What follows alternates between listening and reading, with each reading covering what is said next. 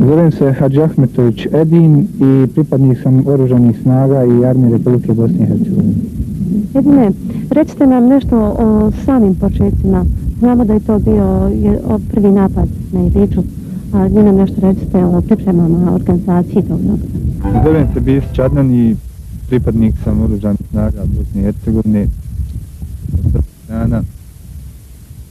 Naravno, bio sam učesnik prvog napada na Iliću.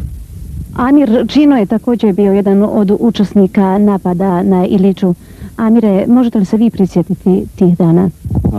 Polazak samih nas prema institutu bio je u manjim grupama koje smo ulazili sa bočne s lijeve strane i bočne desne strane. Unišlo nas je par grupa. Jedan objekat koji nam je zadavao mnogo problema je i bila sama vila kod Bezena. Prošli smo institut, zauzeli smo lijevo kuću od instituta, došli smo do restorana Topoli.